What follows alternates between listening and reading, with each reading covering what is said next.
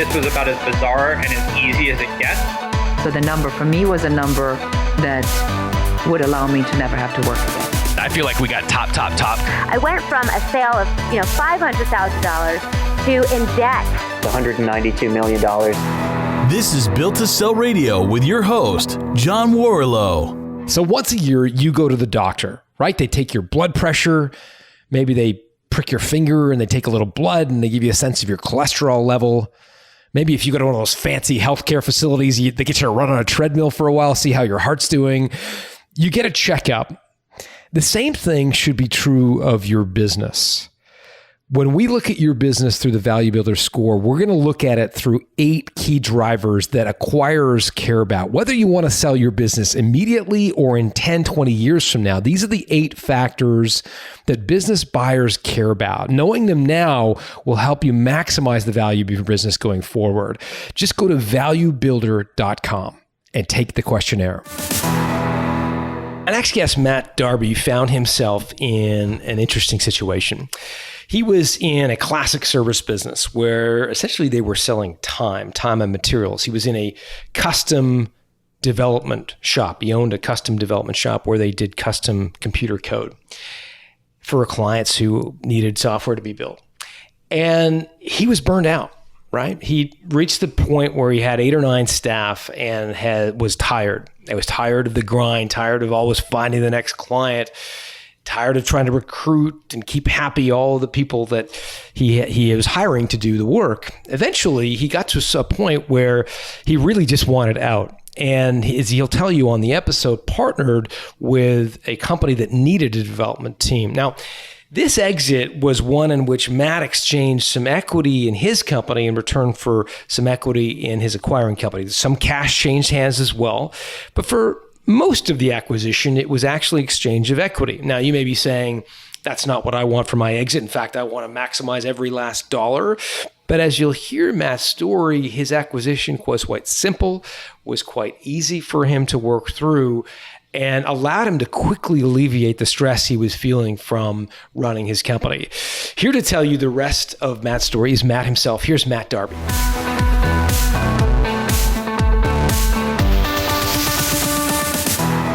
Matt Darby, welcome to Built to Sell Radio.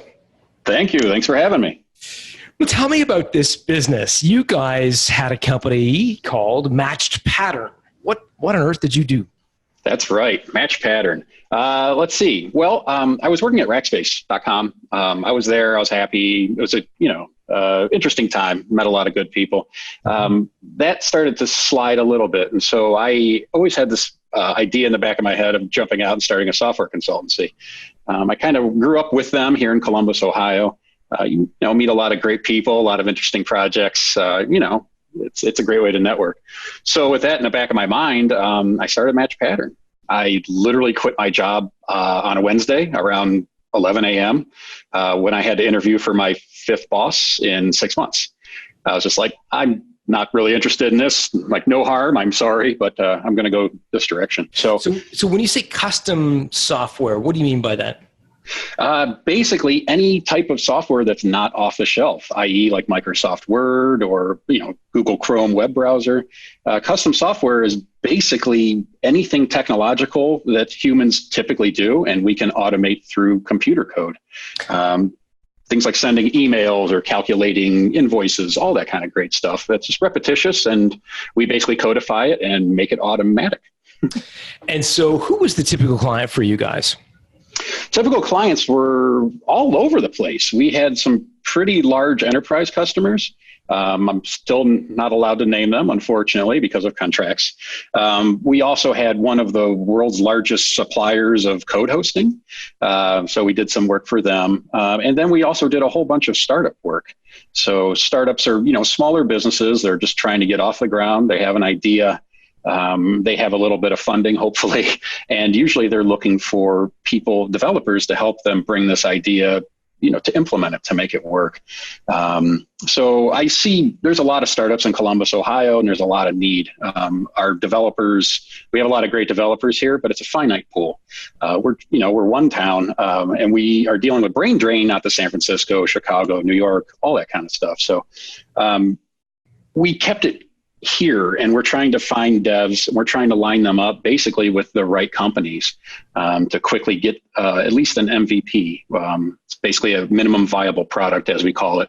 So it's not your application or your program doesn't have all the bells and whistles necessarily, but it gives you a nice starting kind of base that you could go then and take to investors and say, look, this is a proof of concept. This is how I think it's going to work. We have some of the important bits lined up, and typically then you'd ask for another round of funding to help implement, if you impress the investors. How are your accounts receivable in this business?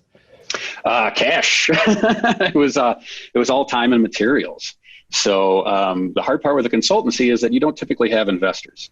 So startups do, because there's an investment, there's a growth there. With consultancies, especially in programming, there isn't a lot of that. You work up front, you wait 30, 60, 90 days for payment.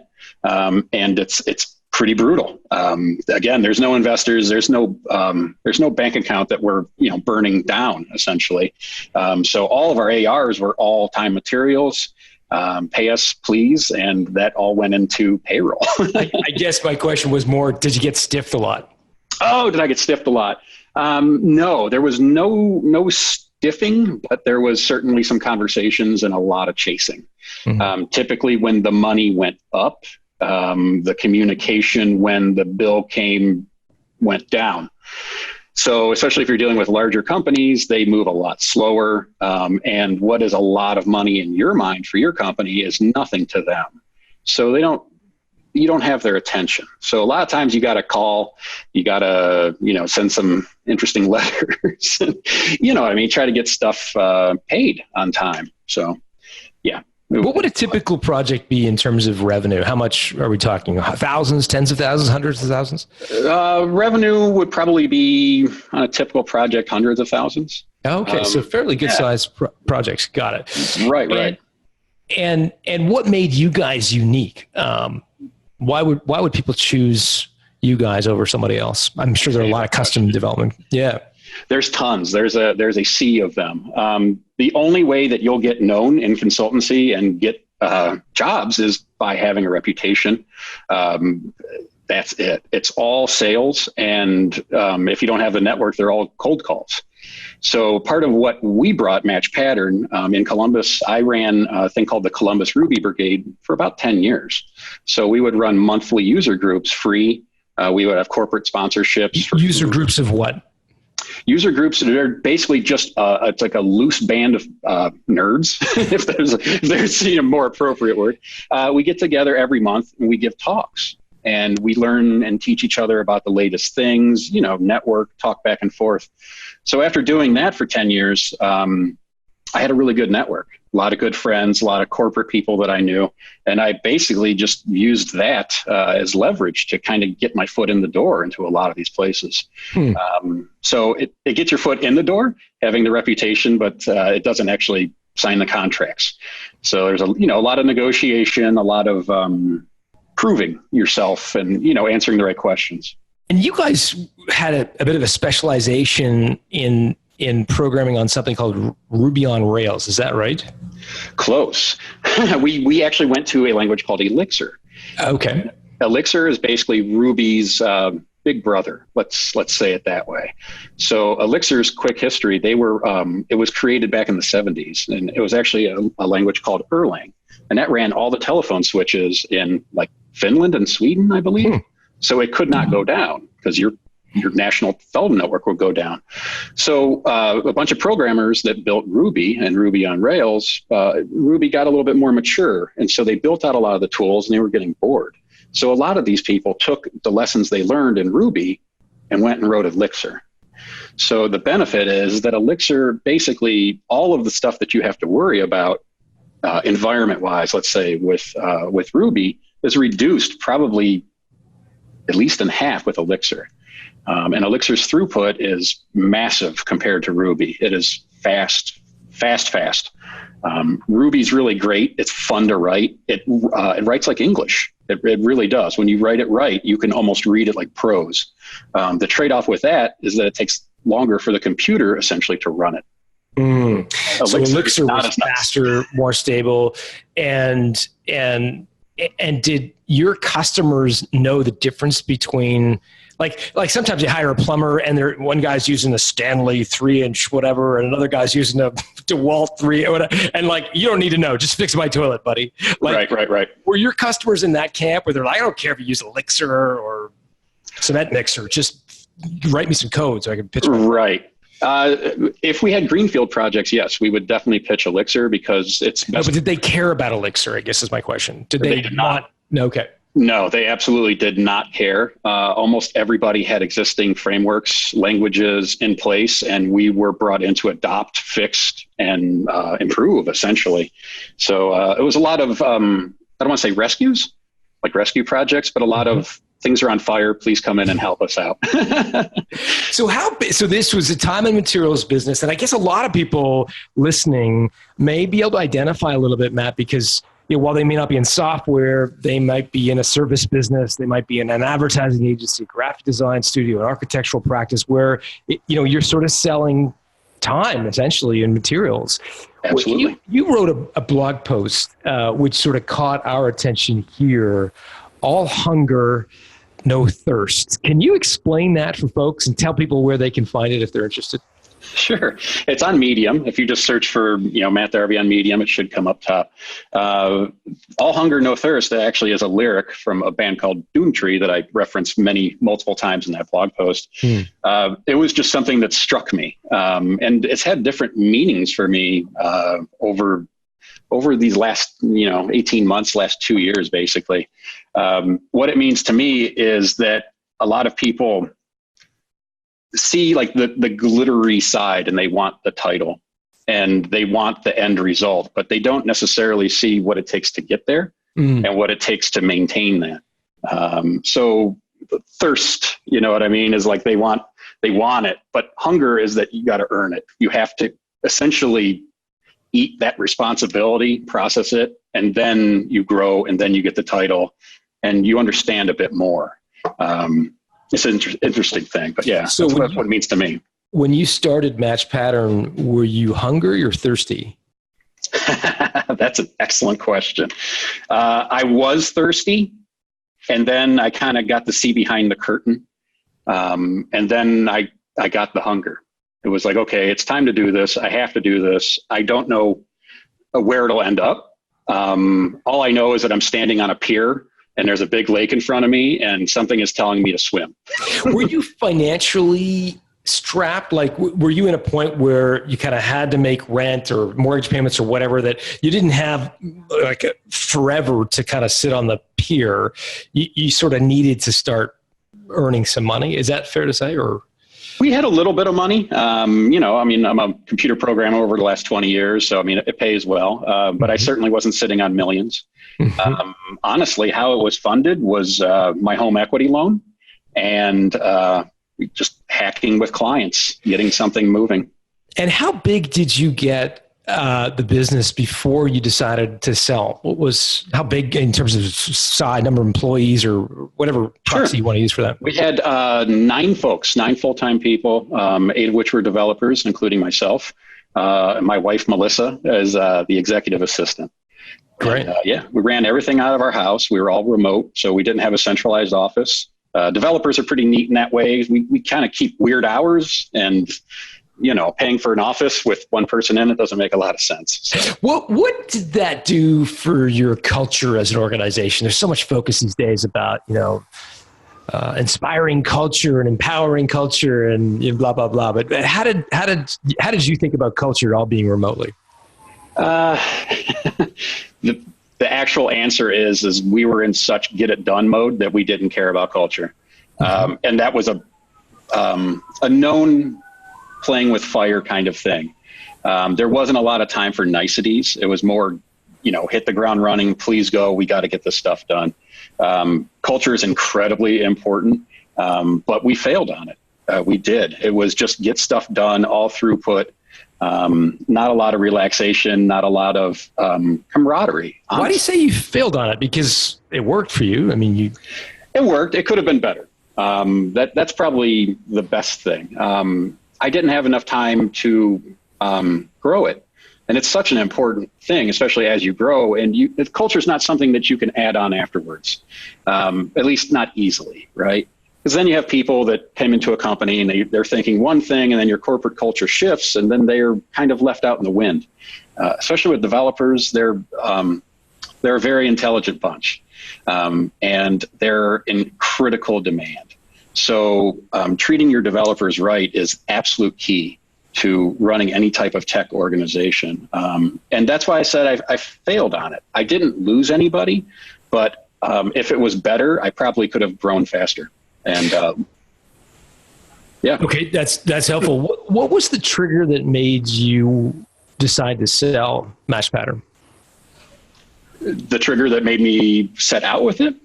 No, the trigger that made you think now's the time to sell. Sorry. It was truly a personal decision for me. It wasn't really based on numbers. It was based on that I was running the company by myself. I was the salesman. I was the owner.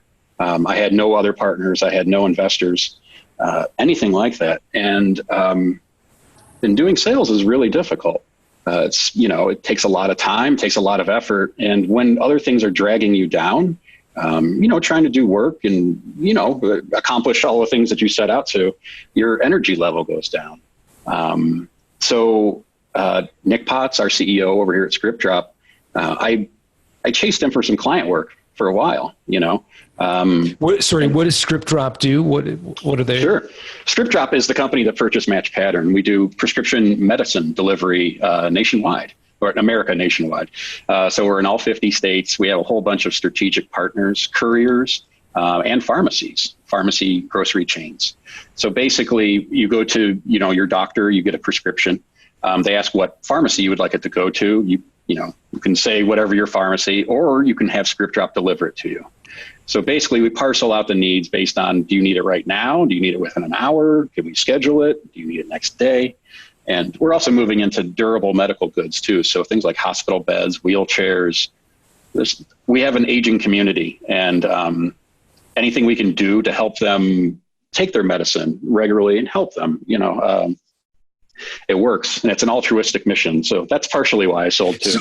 So you were pitching them for some work, meaning they had custom development, projects, and you thought, hey, maybe I can get Exactly. Right. So we all knew each other from the community, and I chased Nick, our CEO over here, and he was concerned about investors, and as any startup would be. And a consultancy with developers is not cheap. I mean, it's pretty expensive. So he was worried about that appearing on his bottom line when he was going to investors. It's like, I understand that for sure. But what we did do was we understood that we had this shared love of Elixir. And so based on my history with the Columbus Ruby Brigade, we started up a new user group for Elixir here in Columbus. And we ran that together every month for, 8 months. Nick doesn't sound like a software guy, though. He sounds like more of a business and entrepreneur. He doesn't sound like a in the weeds software guy, but he knows a little bit of software. He says he knows enough to be dangerous and to stay away from it. Okay. So yeah, he's definitely more on the business end right now, the wheeling and dealing and all the phone calls. But yeah, so the networking opportunities with the Elixir group, we ended up working together, just talking a lot, and we realized that our goals were shared. Like the big things, like what do you want to do, if we make it, that kind of stuff. And I needed to sell. I had developers that I needed to sell hours for, and he had custom software that he needed to be written. So he just approached me one night and he was like, "Can we buy you?" And I went, "Yeah, let's do this." It was honestly that. It was probably a 5-minute conversation, a handshake, and here we go.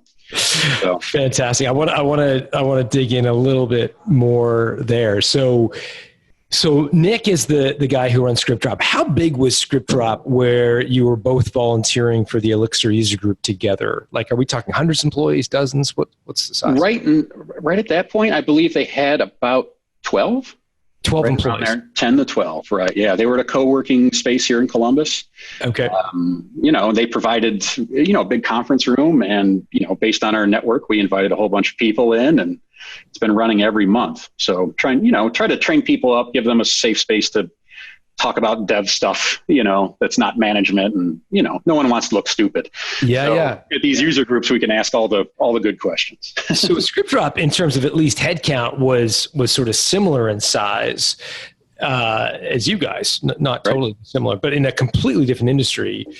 Had you gotten, like, when you were starting to feel a little bit heavy and burnt out and like, maybe I want to sell, had you gotten a sense of what your company would be worth, like in terms of either a kind of a multiple of revenue or some other sort of proxy for value? What did you think it was worth? I think it would, I thought it was basically worth about a year of our payroll, essentially. Okay. We never really had profits. That's the trouble with a young consultancy. Any profits goes right back in the payroll. Mm-hmm. So we couldn't really show, profits or, 5 years from now, based on this growth, we would be there. With a developer consultancy, the more projects you sell, the more people you need to staff. And so as that staffing goes up, your profits are eaten up in order to make profit on the next project. Mm-hmm. But if that project goes away, then you have people on the bench that aren't billable and still need to be paid. So things like vacations, PTO, anything like that, it's actually a double dip to the company. And that's usually not a big thing, if or at least it's like kind of hidden when it's a larger company. But when it's just a handful of people, it takes a lot of effect. So you figured you guys were worth roughly 1 times payroll. Right. Got it. And so you start this conversation, you're into the user group with Nick. He says out of the gate, do you remember what triggered him to say, "Can we buy you?" It seems like kind of an odd thing to just come out with. What were you guys discussing when he came out? I was probably lamenting on the issues and the difficulties that I was having as running something. It wasn't that it was over with or ending or anything like that. It's just, it's a very difficult road to be an entrepreneur, mm-hmm. especially when you're solo with no backing. One single phone call can ruin you. Mm-hmm. It takes a lot. So I was probably lamenting that to Nick, and he was probably doing the same about needing, he found such a great avenue for growth for this business that he really needed a built team to come on in with all the, camaraderie and knowing each other and all that kind of stuff. Just kind of come in, hit the ground running. And a lot of our people were pretty senior developers, a lot of years underneath their belts. So that was part of the attractiveness as well. They had somewhat more junior people. We would come in, help grow the entire company. By the way, if you guys were so senior, why hadn't they left for New York or San Francisco for kind of greener pastures, so to speak? Friendships. I honest to God have to say friendships. And again, not to keep hitting this user group thing, but that's where this all comes from. One of my right-hand men at Match Pattern, who is now our VP of architecture here at ScriptDrop, he was in Chicago running Dev Boot Camp, which was a coding boot camp, very, very, very popular. And he was essentially the lead engineer. He ended up coming back home to Columbus because it wasn't home and he missed people. So we do have a lot of brain drain, but oddly enough, there's like a trickle back. They go out there and they kind of get disenchanted with, housing and all that stuff. But yeah. Yeah. Someone told me that software development, I'm not a developer, so I know nothing about this stuff, but someone told me that software development is a team sport and that developers are really crave that interaction with other peers. Is that true? Absolutely. Yeah. Because you think you have the kind of stereotype of the developer who's the kind of like Rain Man, propeller head guy who never talks to anybody. Don't that, like Stewie over there. He's doing some stuff, but it's not true, right? That's the old stereotype. Right. It was definitely true, but yes, it's way more of a team sport now. The industry has grown and all the tooling has grown so much that no one can keep even a tenth of it in their head. Interesting. So everyone's got a piece of the pie and you got to work together. You got to talk. And that was part of the issue with Match Pattern being remote. We didn't have those little kind of hallway conversations, the water cooler, and they're not all just gossip. When devs talk, they tend to talk technical things and they'll start speaking on a topic and someone else will go, "Oh, I need that. Awesome. Thank you." And then they'll run over there and it opens up whole new avenues for them. Okay. So back to the story. You're lamenting with Nick and saying this whole time and materials thing is tough. And he's like, well, we got to tiger by the tail here. We need developers. And he says, can we buy you? Then what happens? We shook a hand. But you haven't even talked price yet. How did you guys figure out the price for the business? Nick and I literally sat down in an empty office. He gave me an offer. I changed it up, redlined it once, and he went, okay, cool. And then we got to an entire overview of the company. And we honestly I started ramping down projects right then. So Nick came up with the first offer. Right. And what was he basing that on? Do you know? I think it was just, honestly, I don't know. I didn't give him any of our numbers, anything. He just kind of came to me with a price. And I went, yeah, that looks good. Because, I know what I would have to do in order to recoup or to make that money. Right. And what were the red lines? And red lines being kind of legal lingo for kind of changes to a contract. What changes did you request? We, our biggest thing was handling how the actual acquisition was framed from a legal and financial standpoint. So it was just between Nick and I, handshake, good, let's go do it, let's get it done. But of course, it's an acquisition, so we have to get the lawyers involved. And that went over about 2.5, 3 months of back and forth, just updating contracts. Like the actual variables, like the price point never changed, but it's like, how are we lining this up? How is payment going to happen? Whole bunch of legal kind of things. That was pretty brutal. So having a great lawyer in your corner is absolutely, it's worth every single penny you'll ever spend on them. So you guys agreed on a price. Did you also agree on the payment dates, like when you'd receive your money? Yes, exactly. So I can't say what the amount was, but basically I got a half up front and a half 6 months later. So out of the first payment, I had to take care of a whole bunch of business loans. Mm-hmm. So even though it looked like profit and, the check felt good, a lot of it went to paying back our company debt, which is nice, paying that off and, getting out of, the loan thing. But sure. Yeah. And then the second half is in the future. Yes, exactly. Yep. And is that contingent on you achieving certain goals, or is it just a date, or what, time based? Or it was a date, and there was certain goals, mainly around team building. So that's my specialty outside of being a dev and a former professor and all this other stuff. I know the devs. I know who's good. And when you're hiring developers, there's not only just can you do the job. There's salary, there's fit, there's position, there's title, there's timing, all this stuff in there. Yeah. So basically my goal was to build out the team. So we took it from 12 people initially, plus our 9, which is 21. Now we're up to 62 all told across the company. Wow. And I believe 40 of them are developers. Really? So and is Nick 6 months? Has Nick attracted outside capital for the business? Has he got investors?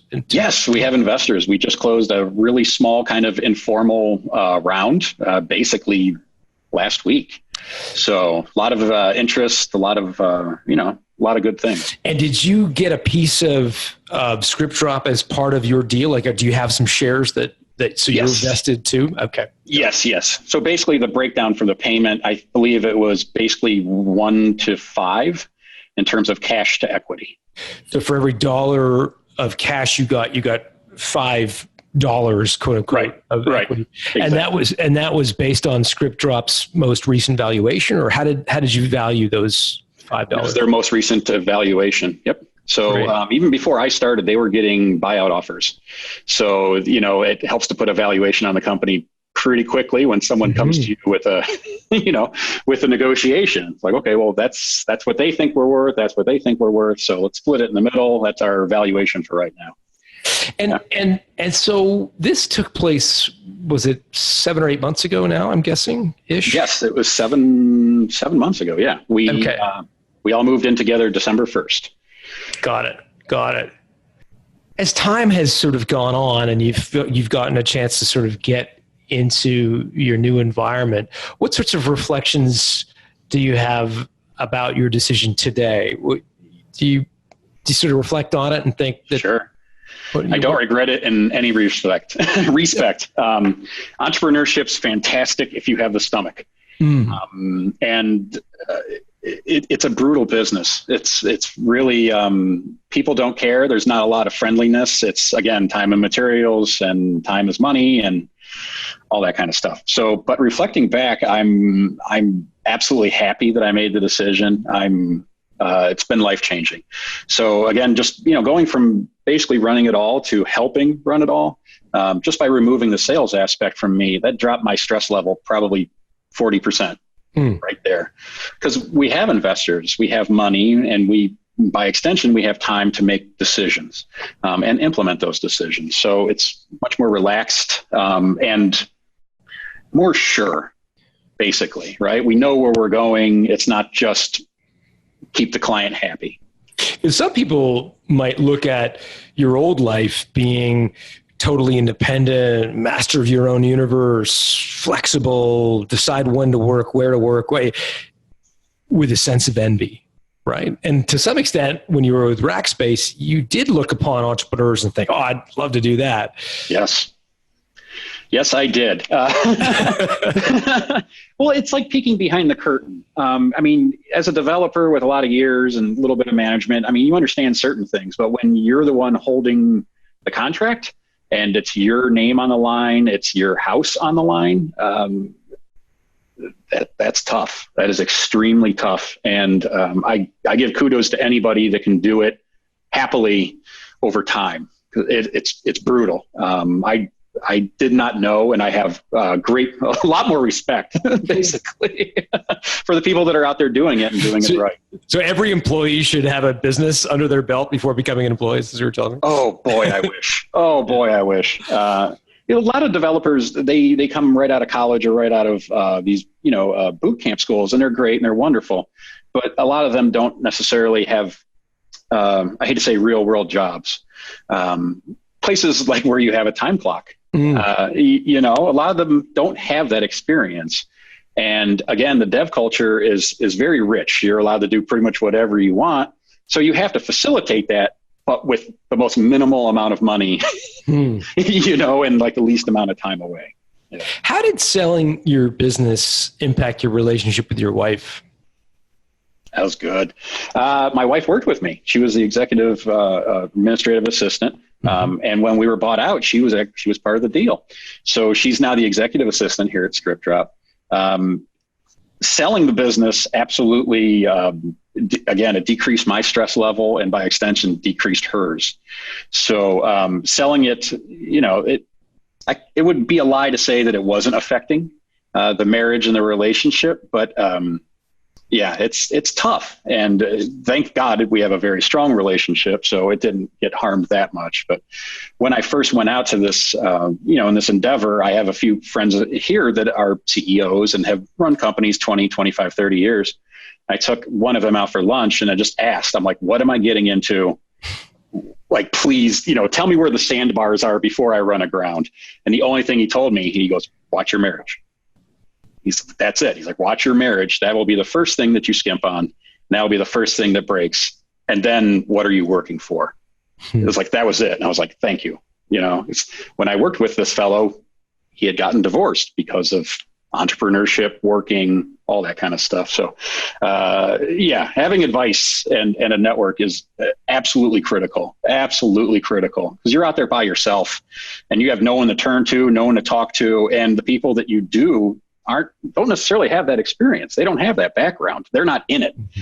They can hear it, but they don't feel it. Yeah. That's why we're such big believers in these sort of mastermind organizations. Have you ever heard of a mastermind where it sounds like you did one, you had hosted Maybe. One. Yeah. Yeah. But, there's a few big, EO is one of them. And then of course there's Tab and Vistage and Renaissance. And there's a number of different in the UK, I think there's one called the Council for Chief Executives. In any event, there's a lot of them, and, nice. And they play that role that you kind of created for a lot of your fellow developers. Right. The other part that was really hard about consulting was that a lot of people, at least in my case, they wanted to hire me. And that's a great problem. They didn't want to hire my company. They respected me. They knew my work, but now I was selling my word for someone else's work. That's a different thing. So it changes the conversation quite a lot. It's like, well, it's not personal. It's not about you, but and again, it's a small town. There's a lot of relationships, a lot of, developers move companies pretty frequently, probably 8 months a year on average. So, we have a smaller scene here. So, a lot of people know each other and have histories together. It sounds like your negotiation with Nick was almost a kind of dream come true. It sounded, in retrospect, like a really good deal. If you had it to do over again, if you could press rewind on the 8-track tape, I'm dating myself. Right. What might you do differently in that negotiation? Probably not anything in the negotiation, but I certainly would have gotten lawyers involved sooner. Basically, I figured we're two business owners. There's money involved, certainly a handshake. That's good. It's my company. I want to sell it.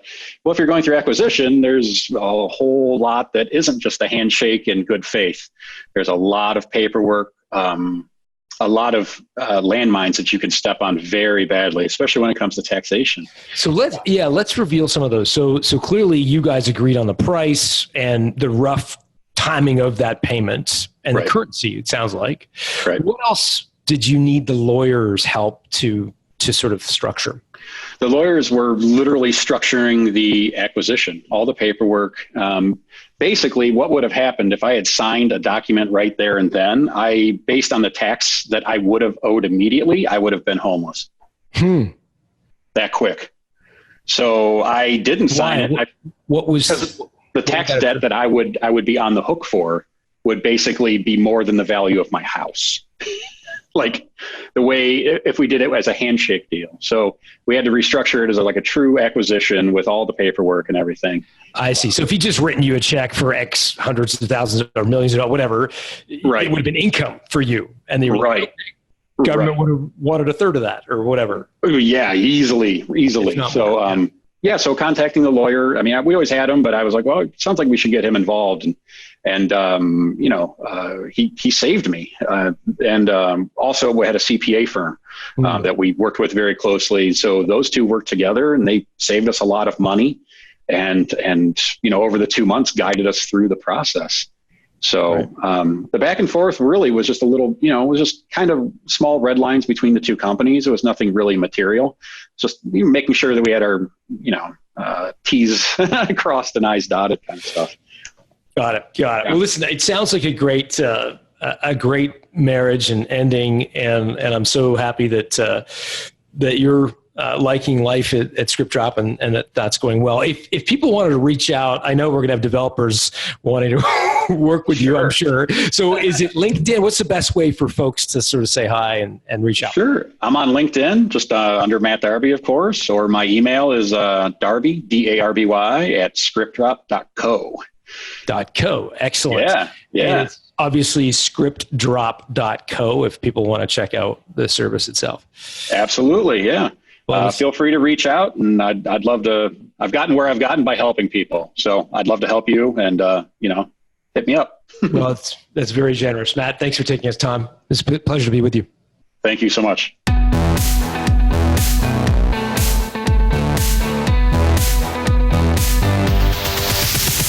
Thanks for listening to Built to Sell Radio with John Warrillow. For complete show notes with links to additional resources, visit builttosell.com/blog. John is the founder of the Value Builder System. To find out how to improve the value of your business by 71%, visit valuebuildersystem.com. John is also the author of Built to Sell, Creating a Business That Can Thrive Without You, and The Automatic Customer, Creating a Subscription Business in Any Industry. Connect with John at facebook.com/built-to-sell or on Twitter at John Warrillow,